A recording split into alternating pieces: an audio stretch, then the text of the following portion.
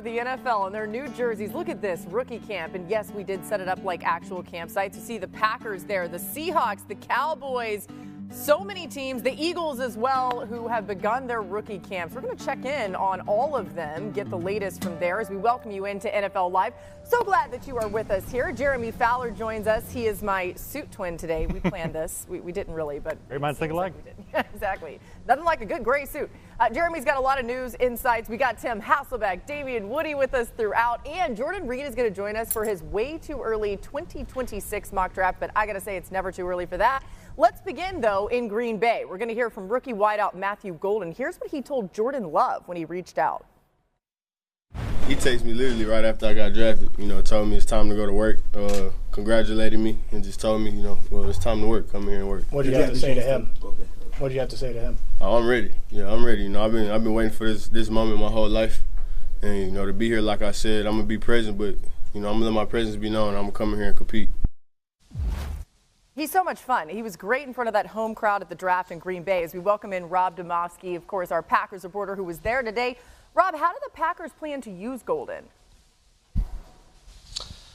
Laura, I'm sure you remember Matt LaFleur saying right after they picked Golden that he FaceTimed Jordan Love, and Jordan Love joked that I've got to get that arm loosened up to throw those deep balls to Golden's 4.29 second speed. But in all seriousness, what the Packers love about Golden is his versatility. They think he's more than just a deep threat receiver. Now, I asked LaFleur today, as rookie minicamp started, if he's already started to put things into the offense for Golden, and he said while he hasn't done that, he did during the evaluation process tell general manager Brian Gutekunst, this is how I envision using him. Obviously, Gutekunst must have liked what he heard because he went ahead and drafted him. But LaFleur said one other thing. He goes, I know that there's going to be something positive that pops up that we're going to see that we didn't see on tape that we'll be able to use with Golden. And he's going to start that process here at rookie minicamp when they hit the practice field tomorrow. Now, one note, Laura, about a veteran, the ongoing saga between the Packers and Jaire Alexander. They're all pro cornerback. Is he going to play here? Is he going to get cut? Is he going to get traded?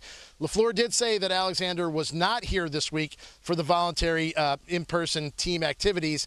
That's interesting to note because Alexander did take part last week when they did things virtually. They kept the players away because of all the stuff around here with the draft and logistically. So Alexander was part of the virtual stuff but was not here in person this week.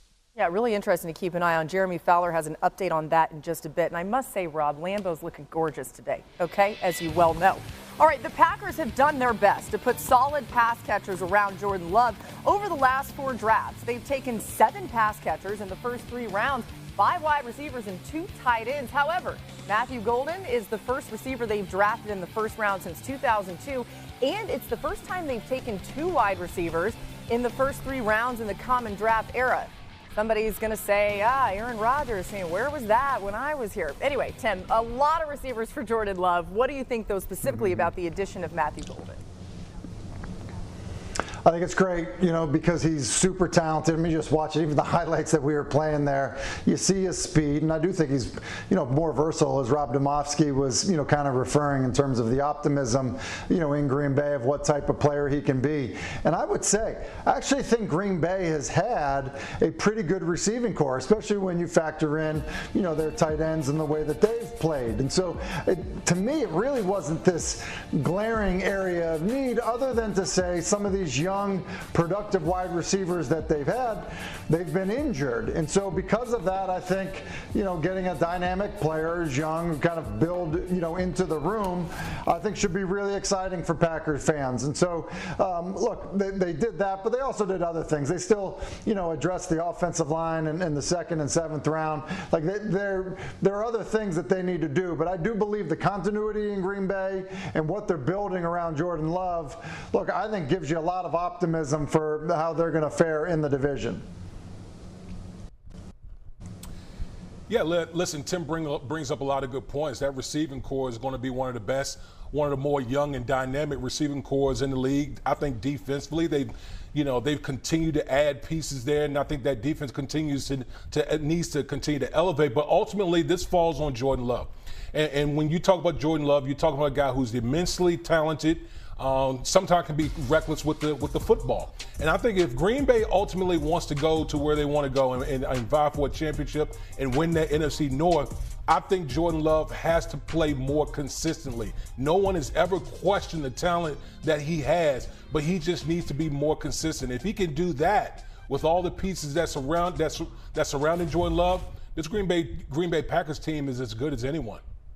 Yeah, D-Wood, the Packers and Jordan Love got help with drafting Matthew Golden in the first round, breaking serious precedent. Hadn't taken a wide receiver since Javon Walker in 2002. Why did they do that? One team source told me he was, quote, too good to pass up, because I was told Golden in the process figured he would be in that sort of 10 to 22 range, as high as the Cowboys number 12. He was considered one of the finalists among the teams that they were shaking out. So he had a top 30 visit with the team, everything. Yeah, and lucky for Jordan Love. I think everyone's going to love what Matthew Golden brings to the table. Now, we promised Jeremy an update on Jaire Alexander. You heard what Rob Domofsky said. What are you hearing about him right now?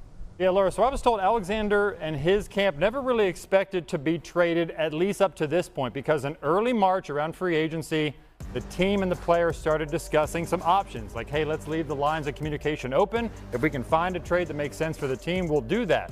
So the player talked to some teams, the team talked to some opposing teams to see what the market value would be.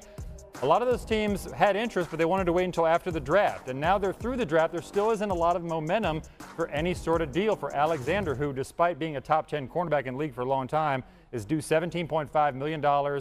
Durability is a major issue. So the common sense here might just be that both sides can talk about a new reworked package maybe. Yeah. Perhaps the Packers can get some salary cap help, get that number down a little bit if Alexander would be willing to do that.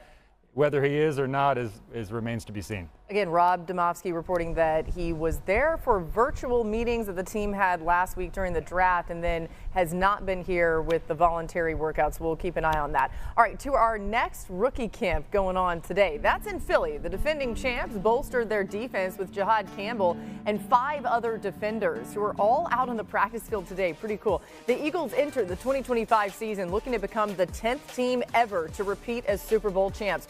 Overall, there have been 16 instances of a team returning to the Super Bowl the season after winning it. The Eagles will have to get back there without their offensive coordinator from last season, of course, Kellen Moore. Damian, Howie Roseman keeps rebuilding the Eagles team in the draft. Is that enough, though, for them to repeat? Because they have lost a lot of guys, too, in free agency and otherwise. Yeah, listen, some of those guys have graduated from the program, but the one thing that Howie Roseman has always done is a master at restocking. Sometimes with Howie Roseman, he's zigging while everyone is zagging. So he goes out here in the first round, he gets Jahad Campbell, the linebacker out of Alabama, and you're talking about, a guy who's just, ultra athletic, fast, comes downhill, and then all the other picks that they added on the defensive side of the football. So, yes, while they've lost some players on the defensive side, but they continue to restock and retool. And the one thing about this Philadelphia Eagles team, they're strong in all the right places that you need to win football games. They're strong in the trenches. They got elite players on the perimeter, and obviously we know the Super Bowl MVP and Jalen Hurts. So